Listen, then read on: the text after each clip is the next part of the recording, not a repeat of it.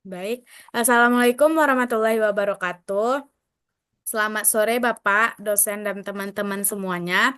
Eh, Baiklah, pada sore ini kami akan mempresentasikan tentang sebuah kasus, yaitu kebocoran data Tokopedia akibat serangan peretas. Baiklah, sebelum kami menjelaskan materi kami, izinkan kami untuk memperkenalkan diri. Saya sendiri Sabrina Meknas dengan NIM 240433135 sebagai moderator. Lalu rekan Saya Sofia Novita Siole dengan NIM 240433176. Dan saya Resa Gusnijayati dengan NIM 240433131. Baiklah, materi pertama akan dijelaskan oleh Sofia. Kepada Sofia dipersilahkan. Baik, saya akan menjelaskan tentang analisis serangan. Pertanyaan pertama yaitu jelaskan bagaimana serangan cyber terjadi. Serangan terhadap Tokopedia terjadi pada Maret 2020 di mana serangan Paretas berhasil mencuri database Potegri SQL yang berisi 91 juta data pengguna informasi yang bocor meliputi nama, email, nomor telepon, tanggal lahir, dan hard disk password. Data tersebut kemudian dijual di dark web seharga 5.000 US dollar.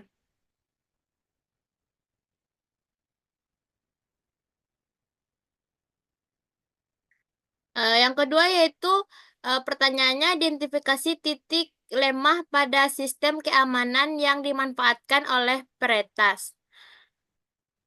Yang pertama, enskripsi password yang tidak memadai. Hard password yang bocor tidak dilengkapi dengan salt, sehingga lebih rentan terhadap serangan brute force untuk memecahkan hash.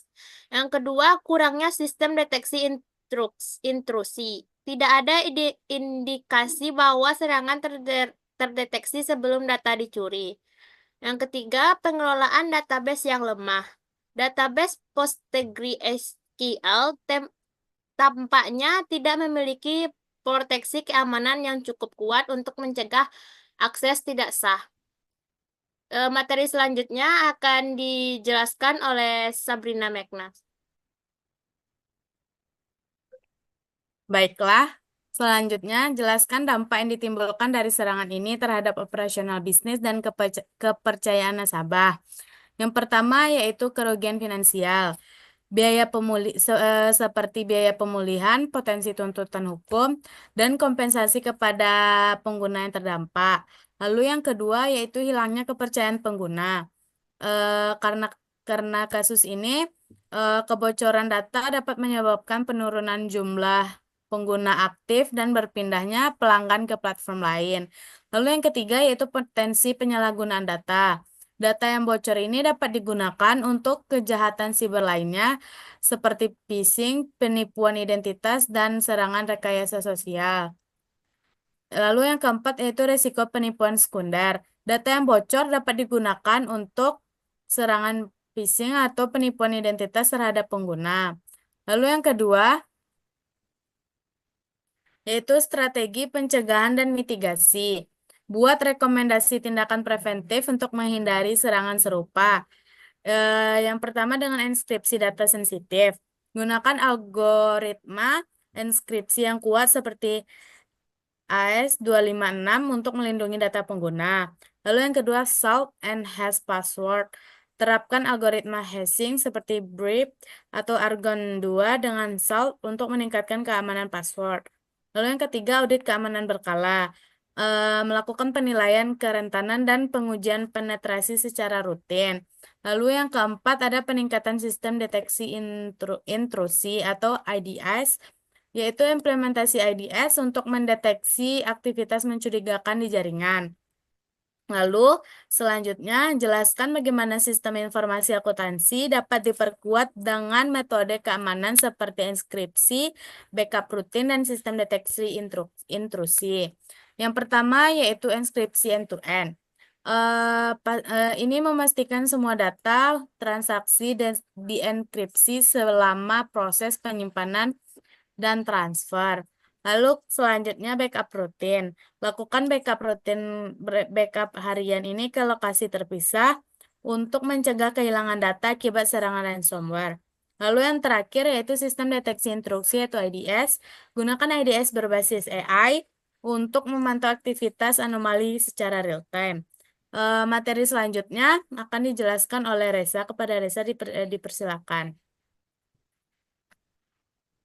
Baiklah, pertanyaan selanjutnya yaitu simulasikan skenario respons insiden jika terjadi serangan siber, termasuk langkah-langkah pemulihan data dan komunikasi krisis kepada stakeholder.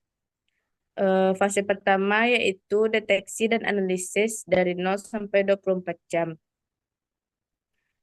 Yaitu aktivasi tim respon insiden dan warung virtual. Selanjutnya isolasi sistem yang terinfeksi untuk menghentikan penyebaran, pengumpulan bukti forensik, dan analisis cepat untuk menentukan lingkup pelanggaran. Fase kedua yaitu penahanan dan mitigasi dari 24 sampai 72 jam.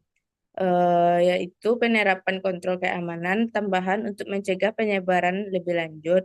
Selanjutnya riset kredensial untuk semua akun administratif. Selanjutnya penutupan akses eksternal ke sistem yang terkena dampak. Next.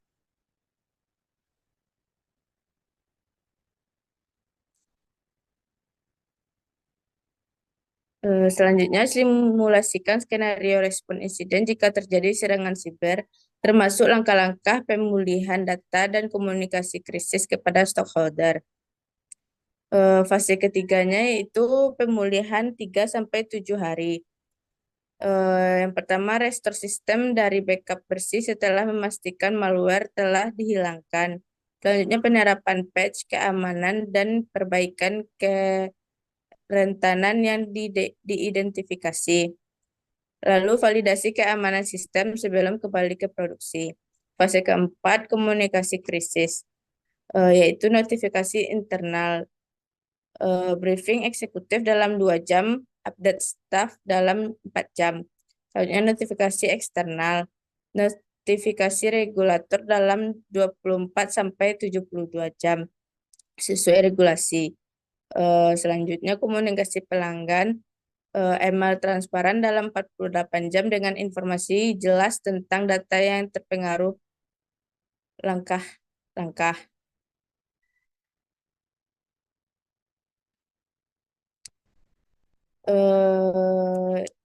Yang ketiga yaitu implementasi teknologi keamanan. Pilih dan jelaskan teknologi atau framework keamanan yang dapat diterapkan dalam sistem perbankan atau marketplace untuk mencegah serangan serupa.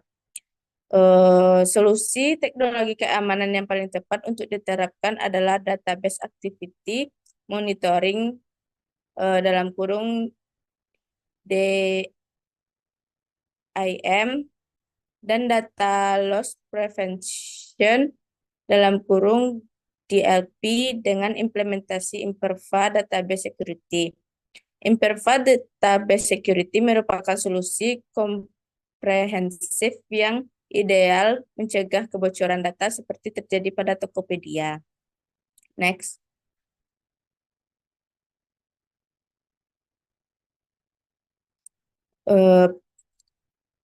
Pertanyaan selanjutnya, pilih dan jelaskan teknologi atau framework keamanan yang dapat diterapkan dalam sistem perbankan atau marketplace untuk mencegah serangan serupa.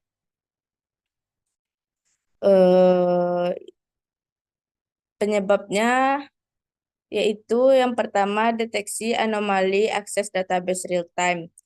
Mampu mendeteksi pola query yang tidak wajar atau aktivitas ekstraksi data massal yang merupakan indikasi kuat adanya serangan seperti yang terjadi pada Tokopedia. Yang kedua, perlindungan SQL injection. Secara khusus melindungi dari serangan SQL injection yang kemungkinan besar menjadi metode utama penyerangan untuk mengakses database Tokopedia. Yang ketiga, auditing dan monitoring penuh. Mencatat semua aktivitas database termasuk siapa yang mengakses, kapan, dan data apa yang diakses. memudahkan deteksi dini upaya eksfiltrasi data. Yang keempat, perlindungan data sensitif. Memiliki fitur marking and enkripsi data yang dapat melindungi informasi sensitif seperti password dan data pribadi pengguna. Selanjutnya,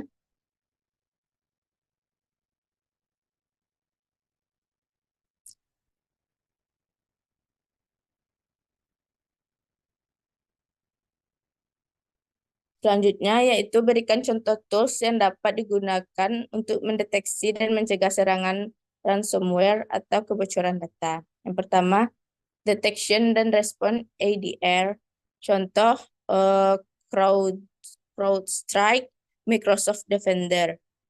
Yang kedua, firewall generasi berikut NGFW. Contoh Palo Alto Network, Fortinet.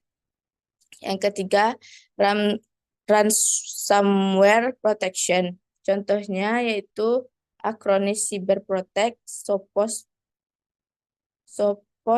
Intercept X.